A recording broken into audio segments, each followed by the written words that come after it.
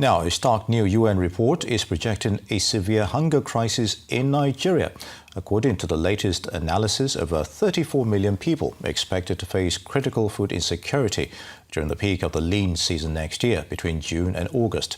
Now, the report, known as the Kader Harmonisa, was presented in Abuja. It cites persistent inflation, ongoing insecurity, and climate shocks as the primary drivers of this alarming trend. Currently, about 27 million Nigerians are already in a food crisis. The analysis warns that the number is set to rise sharply without urgent, scaled-up intervention. The UN's Food and Agriculture Organization commended the Nigerian government for a decade of this early warning analysis, but stressed that the data must now translate into decisive action to prevent a full-blown catastrophe. Experts define food insecurity as the lack of consistent access to enough safe and nutritious food for an active, healthy life. They say it can be mild, moderate, or severe, and is caused by factors like poverty, conflict, and lack of resources to obtain food.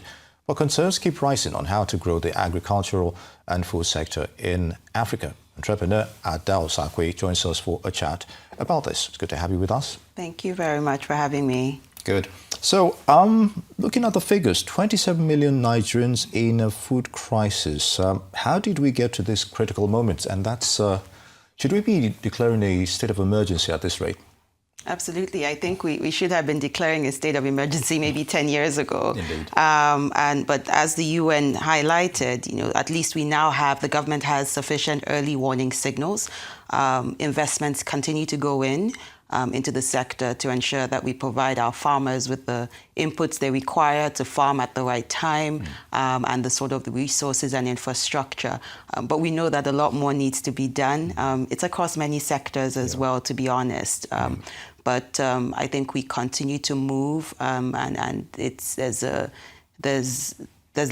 good line of sight of where progress can come from if we continue making the investments that are necessary. Indeed, talking about investment. So what kind of scaled-up interventions will be needed to reduce food insecurity, you think, specifically? There are a few things, and the first I would say is massive infrastructure investments in food. We need to ramp up on our irrigation and making sure that, even during the drought season, as we have sufficient water to ensure that we're planting right and we're harvesting and getting the yields that we require. Inputs still need to be provided so that we can raise our yields in a significant way. And when we talk about food insecurity, as was mentioned in these reports, it's not just about the lack of food or access to food. It's also about the type of food, right? It needs to be nutritious. We still have some of the highest rates of malnutrition in Africa, right here in Nigeria. Over 50% of kids and children are stunted or wasted, especially in northern Nigeria. Something has to be done about that. The right nutrients, the right micronutrients need to be given to mothers, to nursing mothers, and to children, so that they can develop right and address this scourge that we're seeing. So I believe that at the end of the day, it still comes to, in a big way, to infrastructure. We would continue being food insecure if we keep spending billions of dollars importing food that we should be growing locally. We need to be able to change that and do the right investments. So it's not about importing what's already processed, be it already polished rice or tomato paste.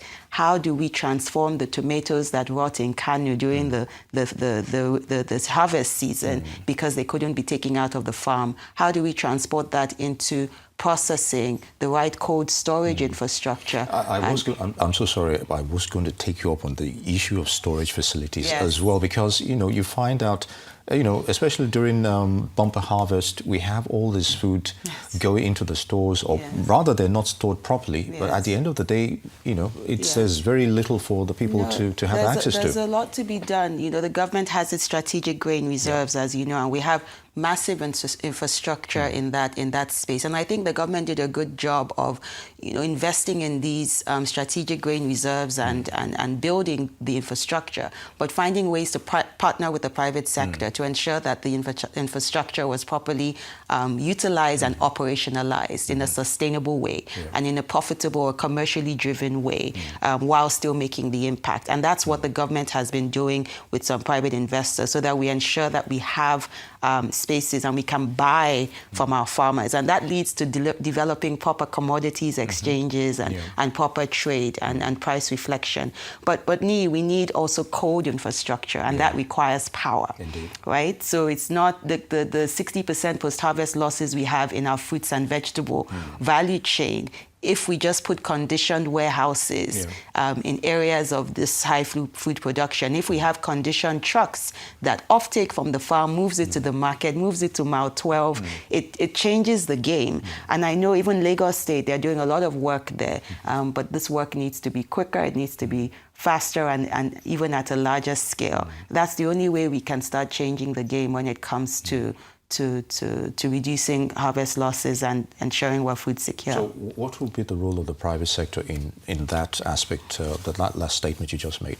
So the point I made earlier, the private sector continues to play the role of being a solid implementer, right? On behalf of, it can take government's assets or it can drive its own assets because it's driven by the bottom line. At the end of the day, it wants to see profit. So it has an obligation to ensure that things work. And so private sector, there's still lots of money in the system. Private sector needs to be convinced that agriculture is a place to put money and to make the right bets. And you see that happening, be it at the farm level, upstream, or you see a lot of tech innovation and private sector going into that. You find the banks now having agri-desks and trying to do more in the sector as well. And showing, and there are returns coming gradually. So I think the money is there, but it's about showing the bankability and the profitability of some of these business models when it comes to agriculture. It's not just a charity project. A lot of people are doing interesting things. Like, for example, the work that I do at Newly is quite interesting in terms of how we change the narrative around food systems and agriculture, that we add value and that we are creating export opportunities and representing Nigerian-grown, African-grown produce on a global stage. In that scenario, we're now seeing agriculture not just as a food provider, but also as a profitable business. That can translate to more food security as well, and other aspects of business in that regard. Absolutely. As a non-oil... yes, a great way to diversify our economy. Yes. So, okay. So on that, despite all this early warning systems by the government, how has that actually translated to, practical steps towards encouraging food security? I know you've mentioned some statements there, some points, but do you think to a large extent we're going the right way in ensuring that this is being done, the right way? I believe so. That there is funding going towards Is it just about the funding aspect? Funding is a big part. We do have a huge but you must gap. make sure that funding goes to the right... Absolutely, and that's why I agree with you. And I'm a big believer in blended financing structures. So you use the governments to catalyze with funding, but you bring the operational capacity and depth and stealth mode of private sector to also back with their funding. But you have this blended model that you have two different types of capital allocators that are well placed to take the risks that they're willing to take, and that delivers success. So we need to see more of that. We absolutely do. We've been talking for a long time. Indeed. There has been progress. Honestly, there has been progress from the time I was in the Ministry of Agriculture, working as a senior advisor to the minister maybe 10 years ago now. We have seen changes. We have seen more entrepreneurs come in. We have seen business models that are more bankable. We have seen banks put money towards funding agro-processing businesses, women-owned agro-processing businesses. We have seen banks put money towards export-oriented agriculture. But we need to do more, and there's still room for improvement. That's what I would say, especially as we look to drive our own export competitiveness. There's no reason why places like India or other countries in Asia should be ahead of us, or even Kenya, the other side of Africa.